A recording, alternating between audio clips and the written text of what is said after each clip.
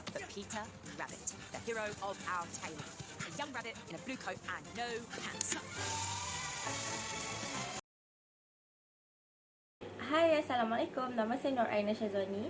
Okey, hari ini saya nak menceritakan sedikit sebanyak tentang filem animasi komedi yang bertajuk Peter Rabbit. Okey, filem ini diterbitkan pada 19 Februari 2018 dan diarah oleh Will Gluck. Filem ini mengisahkan seekor arnab yang bernama Peter dan mempunyai 3 adik-beradik iaitu Cottontail, Mopsy dan Flopsy, dan juga mempunyai seekor saudara yang bernama Benjamin. Peter seekor arnab yang sangat nakal tetapi bertanggungjawab untuk menjaga adik-beradiknya dan saudaranya. Mereka tinggal berhampiran dengan rumah seorang wanita yang bernama Bee. Tempat tinggal mereka berhampiran dengan kebun sayur-sayuran yang segar iaitu kepunyaan Mr. McGregor. Mr. McGregor adalah seorang orang tua yang tidak menyukai pada haiwan liar. Dia akan menangkap haiwan liar yang cuba masuk ke dalam dia punya kebun lalu memakan haiwan tersebut. Okey, pada suatu hari ini Peter ni ingin masuk ke dalam kebun untuk mengambil jaket peninggalan ayah dia yang terdapat di dalam kebun. Tetapi kehadiran Peter ni disedari oleh Mr. McGregor. Jadi Mr. McGregor ni ingin menangkap Peter dan adik-beradik yang lain. Peter berjaya ditangkap oleh Mr. McGregor, tetapi Peter bernasib baik kerana ketika itu Mr. McGregor diserangi jantung.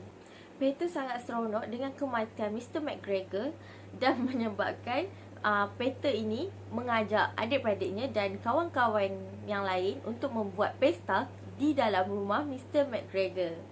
Tetapi keseronokan Peter dan kawan-kawan yang lain tidaklah lama kerana Mr. McGregor mempunyai seorang pewaris, satu-satunya pewaris yang bernama Thomas. Thomas seorang lelaki yang kacak yang bekerja di sebuah kedai mainan bernama Harrod di tengah bandar. Thomas telah dibuang kerja setelah 10 tahun berkhidmat di kedai mainan Harrod kerana Thomas telah merosakkan alat permainan di dalam kedai tersebut. Pada suatu hari, Thomas mendapat sekeping surat yang menunjukkan bahawa dia mempunyai harta peninggalan bapa saudaranya iaitu Mr. McGregor di kampung. Thomas bertekad untuk menjual rumah peninggalan bapa saudaranya. Tetapi apabila Thomas sampai ke rumah tersebut, Thomas sangat terkejut kerana terlalu banyak haiwan liar di dalam rumah tersebut. Apabila Thomas berada di rumah peninggalan bapa saudaranya, Thomas berkenalan dengan Bee.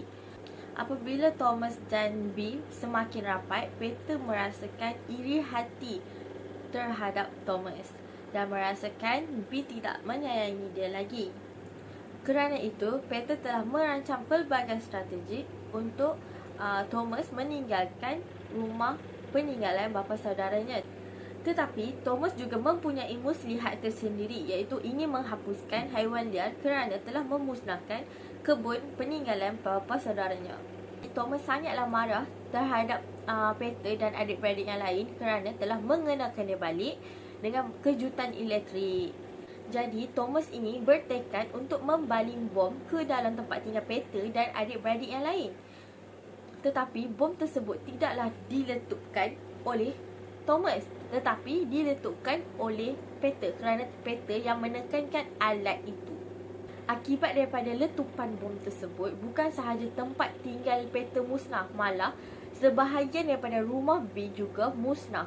Akibat daripada letupan bom tersebut, Bee telah mengetahui segala perancangan Thomas untuk menghapuskan haiwan liar.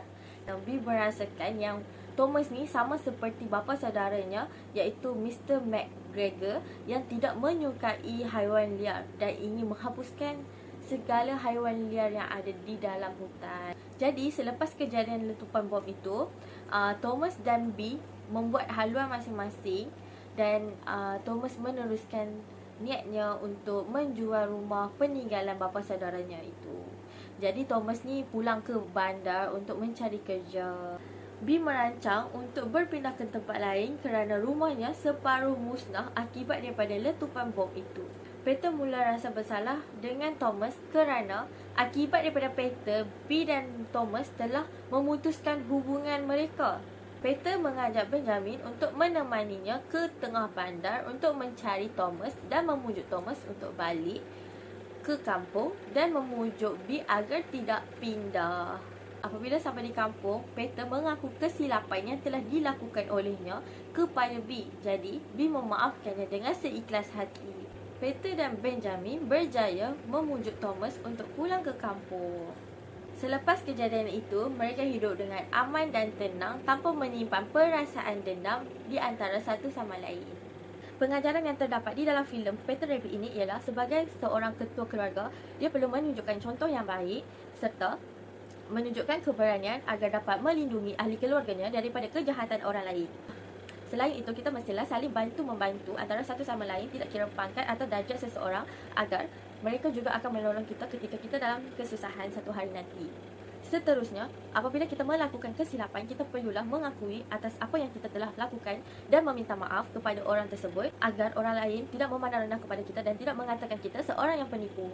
Akhir sekali, kita perlulah menjadi seorang yang pemaaf kerana setiap manusia tidak lari daripada membuat kesilapan. Jika kita membuat kesalahan, kita juga ingin orang lain memaafkan kita. Sampai di sini sajalah cerita yang saya ingin menceritakan kepada awak semua. Semoga cerita ini bermanfaat kepada semua yang mendengar. Okey, sekian, terima kasih dan Assalamualaikum.